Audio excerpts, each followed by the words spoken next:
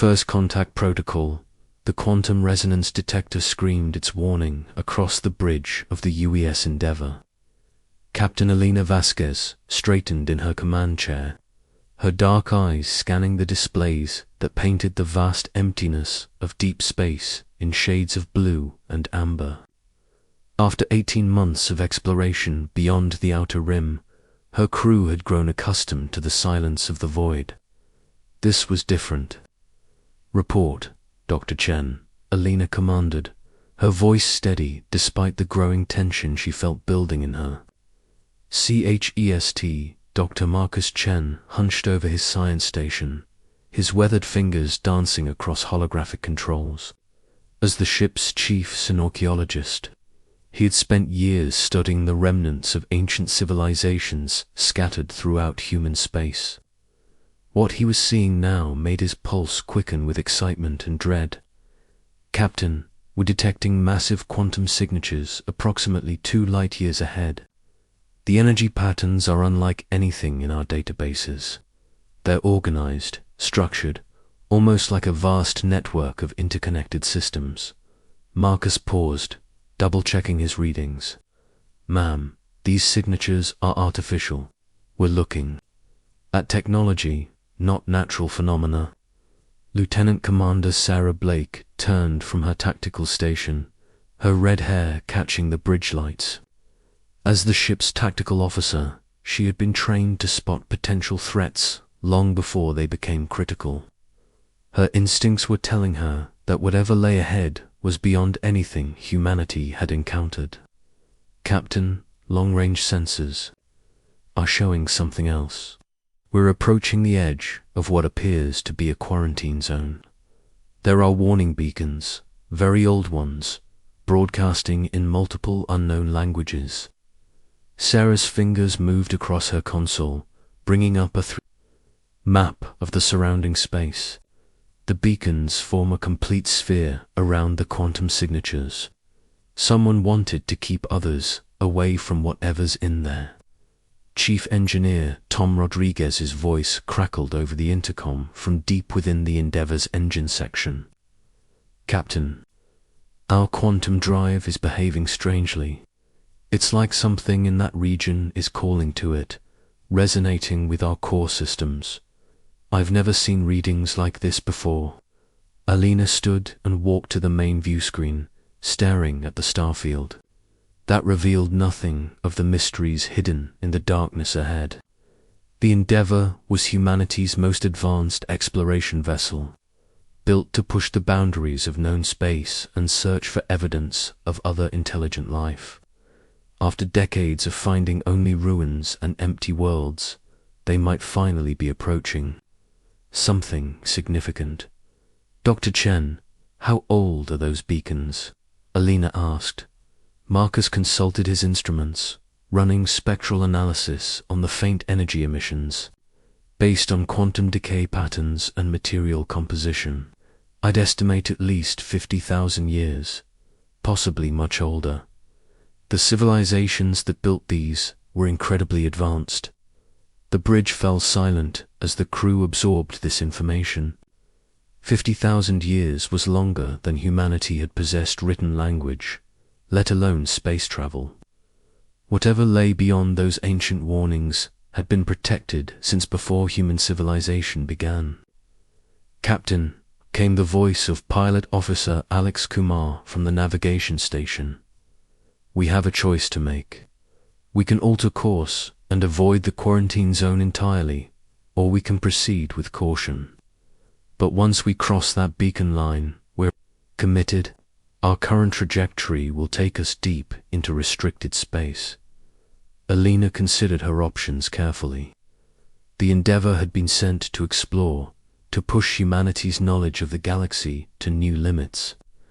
They had traveled farther from Earth than any previous expedition, following quantum traces that suggested the presence of advanced technology. To turn back now would mean abandoning the greatest discovery in human history. "We proceed," Alina decided, "but we go in ready for anything. Sarah, I want all sensors active and weapon systems on standby. Tom, monitor our quantum drive carefully. If anything goes wrong, I want immediate shutdown capability." As the Endeavour crossed the invisible line marked by the ancient warning beacons, reality seemed to shift around them.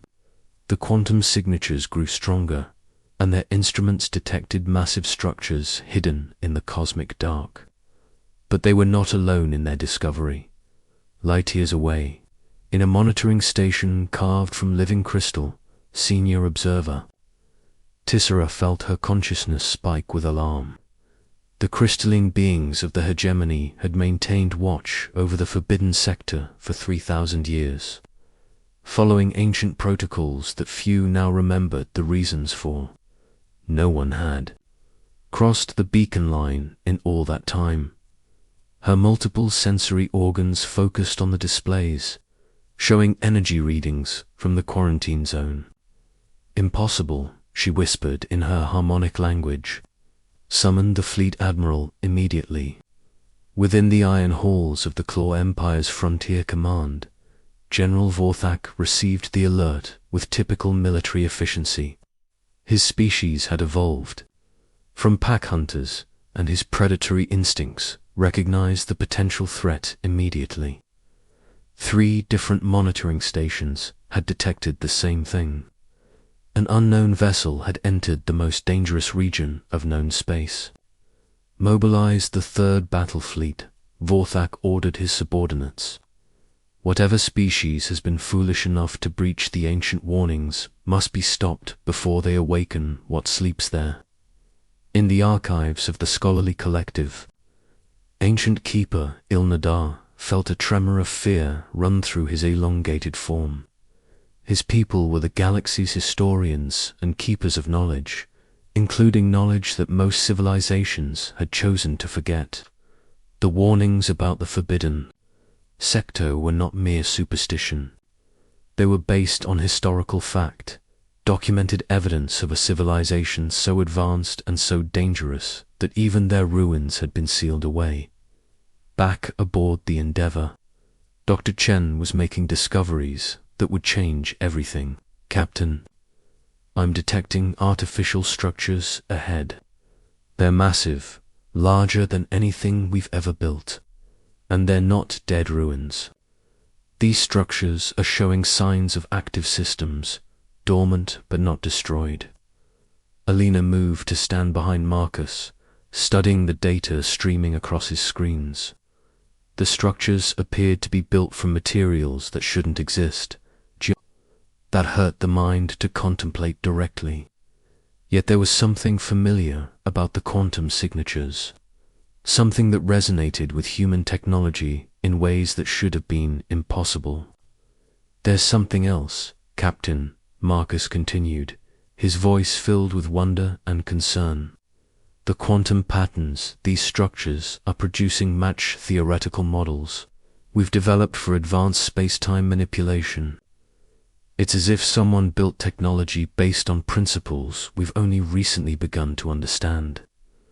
Before Alina could respond, Lieutenant Commander Blake's tactical station erupted in alerts.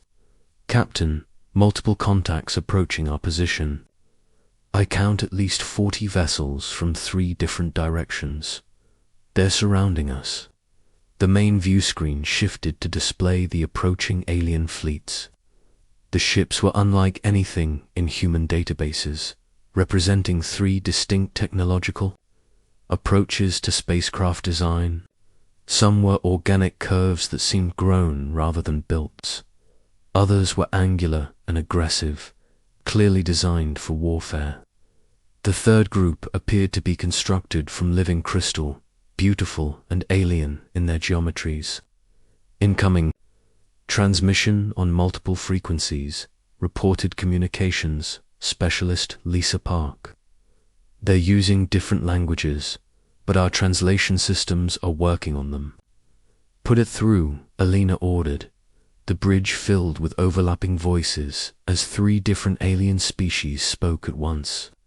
The translation computers worked frantically to make sense of the communications, and slowly words began to emerge from the chaos. "Unknown vessel, You have violated the most sacred prohibition in galactic law, came the harmonious voice of Admiral Tissera. The forbidden sector has been sealed for the protection of all civilizations. You will withdraw immediately or face the consequences. General Vorthak's more aggressive tone followed. Alien ship, identify your species and explain how you acquired the technology to reach restricted space. No known civilization possesses vessels capable of breaching the quantum barriers that protect the Forbidden Zone. The third voice belonged to Scholar Ilandar, and his words carried the weight of ancient knowledge. Children of an unknown star, you do not understand the danger you have awakened. The builders of the structures ahead vanished for reasons that still haunt our collective memory. Their technology was too powerful, too dangerous to be left unguarded. Alina looked around her. Bridge at her crew. They were the first humans to encounter other intelligent species, and the meeting was not going as anyone had hoped. They were outnumbered, surrounded, and apparently being blamed for violating laws they had never heard of. This is Captain Alina Vasquez of the United Earthship Endeavour. She responded, her voice carrying across the void to 3 alien fleets. We represent the human species from the planet Earth. We were not aware that this region was restricted. We came here following quantum signatures detected by our long-range sensors. We seek only knowledge and peaceful contact with other civilizations. The response was immediate and troubling. All 3 alien commanders began speaking at once, their voices filled with confusion and growing alarm. Human, we have no record of such a species in our databases, Admiral Tissera transmitted. How is it possible that an unknown civilization has developed technology capable of interacting with builder quantum systems? Alina felt her heart sink as the implications became clear. Not only had humanity stumbled into forbidden space, but their very existence seemed to be causing panic among the alien civilizations. Whatever the builders had created in this region was somehow connected to human technology, and that connection terrified species that had possessed space travel for thousands of years. As if responding to her thoughts, Dr. Chen called out from his station with excitement and terror in his voice. Captain, the ancient structures are powering up. They're responding to our presence, and the quantum resonance is getting stronger. Whatever built those things, they designed them to recognize something in our ship's systems. The situation was spiraling beyond control, and Alina realized that the next few hours would determine not just the fate of her crew, but possibly the future of humanity itself. Awakening the past. Ancient structures continued their slow awakening as the standoff in space grew more tense by the hour.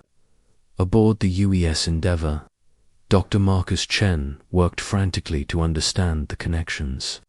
His instruments were detecting between human technology and the massive constructs floating in the void ahead. Captain, you need to see this, Marcus called, his voice filled with amazement and growing concern. I've been analyzing the quantum resonance patterns, and I've found something incredible. The mathematical principles underlying those ancient structures are identical to the theoretical frameworks we used to develop our quantum drive. Alina moved to stand beside her science officer, studying the complex equations flowing across his screens. That's impossible, Marcus. Our quantum drive was developed independently by human scientists. We've never had contact with any other civilization. I know how it sounds, Captain, but the evidence is undeniable. The quantum manipulation techniques, the space-time folding algorithms, even the harmonic frequencies used to maintain stable field generation, they're all identical. Either this is the most incredible coincidence in galactic history, or there's a connection we don't understand. Chief Engineer Tom Rodriguez's voice crackled over the intercom with increasing urgency. Captain, whatever those structures are doing is affecting our entire ship. Our quantum drive is resonating so strongly with their emissions that I can barely keep it stable. It's like our engine was designed to work with their technology. Lieutenant Commander Sarah Blake monitored the 3 alien fleets that had surrounded the Endeavour, noting their formations and weapon signatures. Captain, the alien ships are maintaining their distance, but they're clearly prepared for combat. I'm reading charged particle weapons, plasma cannons, and energy systems I can't identify. If they decide to attack, we're severely outgunned. Alina considered their options carefully. They were trapped between advancing alien fleets and awakening ancient technology that somehow recognized their ship. The situation required delicate handling, but time was running out as more alien vessels continued to arrive. Open a channel to all 3 alien commanders, Alina ordered. We need to establish a dialogue before this situation deteriorates further. Communications specialist Lisa Park worked to establish clean transmission links to the alien fleets. Channel open, Captain. All 3 commanders are listening. Admiral Cesara General Vorthak, Scholar Elnadar Elena began. I understand your concern about our presence here, but we're facing a situation that none of us fully comprehends. The ancient structures are responding to our ship in ways that suggest a connection we never knew existed. Instead of confronting each other as enemies, perhaps we should work together to understand what's happening. Admiral Tessara's crystalline voice resonated with uncertainty. Captain Vasquez, your proposal has merit, but you must understand the magnitude of what you're suggesting. The Builders were the most advanced civilization our galaxy has ever known. They possessed technology that could reshape matter at the quantum level, manipulate space and time itself, and create constructs that have endured for tens of thousands of years. General Vorthak's more aggressive tone carried warnings. The Builders also disappeared without explanation, leaving behind only ruins and warnings. Our most ancient records speak of civilizations that tried to claim Builder technology. They were either destroyed by automated defenses or vanished like the Builders themselves. Scholar Ilna's voice carried the weight of historical knowledge. Captain, the structures in this region are not merely ruins. They are part of a vast network that once spanned the galaxy. When the Builders vanished, most of their network went dormant. The few sites that remained active were sealed away by the combined effort of every known civilization. They were too dangerous to study and too important to destroy. As the alien leaders spoke, Dr. Chen made another disturbing discovery. Captain, I'm detecting movement within the largest structure. Internal systems that have been dormant for millennia are coming online. The structure is preparing to do something, and our presence seems to be the catalyst. Alina felt the weight of command pressing down upon her. Her crew looked to her for decisions that could affect not just humanity, but apparently the stability of galactic civilization itself. Scholar Hilda, you mentioned that your people keep historical records. Do those records contain any information about what the Builders looked like or where they came from? There was a long pause before Ilna responded. Our most ancient archives contain fragmentary descriptions. The Builders were said to be bipedal, approximately 2 meters in height, with opposable digits and complex neural structures. They possessed an unusual combination of technological advancement and what some records describe as an almost reckless curiosity about the nature of reality itself. Dr. Chen looked up from his instruments with wide eyes. Captain, that description could match any number of species, but combined with the technological similarities, he left the implication unspoken. But everyone on the bridge understood. Chief Engineer Rodriguez's voice came over the intercom with new urgency. Captain, something's happening in the engine room. Our quantum drive isn't just resonating with the alien structures anymore. It's synchronizing with them. The harmonic frequencies are creating a stable link, and I can't break the connection. Before Alina could respond, the largest of the ancient structures suddenly blazed with light that hadn't shone in 50,000 years. Energy cascaded along. Its crystalline surfaces and massive sections that had been sealed began to open. From within the awakening construct, smaller objects began to emerge. Defensive positions, Alina ordered. Sarah, what are those objects? Lieutenant Commander Blake worked rapidly at her tactical station. They appear to be automated probes, Captain. They're scanning our ship with energy patterns I've never seen before, but they don't seem to be weapons. The scans feel more like identification protocols. Admiral Tissera's voice carried new alarm. Human vessel, you must break your connection with the builder constructs immediately. You're activating systems that have been dormant since before our civilizations developed. Space travel.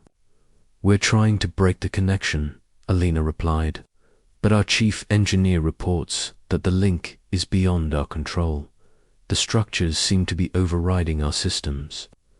General Vorthak's response was typically direct.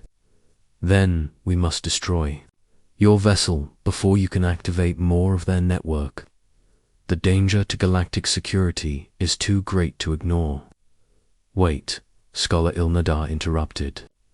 General, if the builder constructs have established a connection with this human vessel, destroying the ship might trigger the very disaster we're trying to prevent.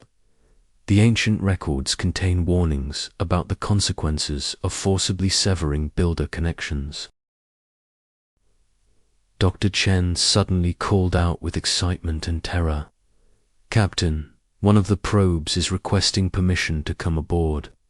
It's transmitting what appears to be a standard docking protocol, but the format is similar to our own systems. It's like it expects us to understand its communications. Alina made a decision that would change the course of galactic history. Grant docking permission. If these structures recognize something about humanity, we need to understand what that connection is. The alien commanders began transmitting urgent objections, but Alina had already committed to her course of action. A sleek, crystalline probe approached the Endeavour's main docking bay, moving with purpose and intelligence that suggested advanced artificial intelligence. As the probe secured itself within the ship's docking bay, Chief Engineer Rodriguez reported new developments. Captain, the probe has interfaced directly with our computer systems. It's not hacking or forcing access. Our computers are accepting its presence as if it belonged here. Dr. Chen monitored the data exchange between the probe and the ships. Systems, it's downloading information about our technology, our history, even our genetic databases.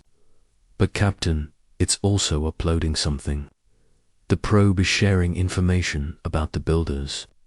Alina felt her pulse quicken. What kind of information?